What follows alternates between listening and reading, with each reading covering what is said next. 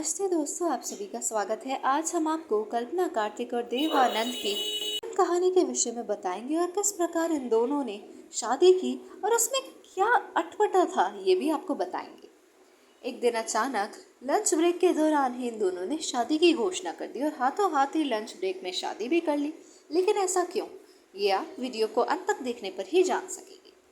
वो दौर था जब भारत आज़ादी के मुहाने पर खड़ा था। फिल्म इंडस्ट्री भी करवटें ले रही थी। उन दिनों की सबसे बड़ी एक्ट्रेस हुआ करती थी सुरैया। शूटिंग चल रही थी फिल्म विद्या की और सुरैया के अपोजिट थे हमारे नए नए एक्टर बने देवानंद। सुरैया उनसे बड़ी स्टार थी। एक दिन सेट पर एक हादसा हुआ। हादसे में सुरैया को बचाया खुद देवानंद ने। दोनों की दोस्ती धीरे धीरे शुरू हुई। सेट पर दोनों खूब बताते थे। दोस्ती प्यार में कब तब्दील हो गई किसी को पता नहीं चला। सुरैया मुस्लिम थी और देव हिंदू। सुरैया की नानी को ये रिश्ता मंजूर नहीं था। दोनों ने खूब संघर्ष किया लेकिन बात नहीं बन सकी। आखिरकार 2-3 साल में सुरैया देव का रिश्ता खत्म हो गया। देव काफी उदास रहने लगे। 1952-53 में चेतन आनंद ने एक फिल्म की शुरू की। हीरो देवानंद ही थे, हीरोइन नहीं थी। तो इस प्रकार आया कहानी में एक ट्विस्ट। नाम था मोना कार्तिक। चेतन ने उन्हें नया नाम दिया और उनका नाम रख दिया कल्पना कार्तिक। तो अब शुरू होता है हमारा इंटरवल। कल्पना को सेट पर देखते ही देव उन्हें अपना दिल दे बैठे थे।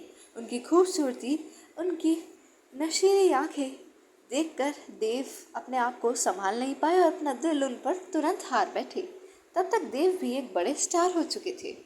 लड़कियों में उनका क्रेज काफ़ी बढ़ चुका था। कल्पना भी देव से काफ़ी प्रेम करने लगी क्योंकि देव को तो कोई भी लड़की मिल सकती थी, लेकिन देव जिससे प्यार करे ऐसे तो सिर्फ और सिर्फ एक ही लड़की हो सकती है।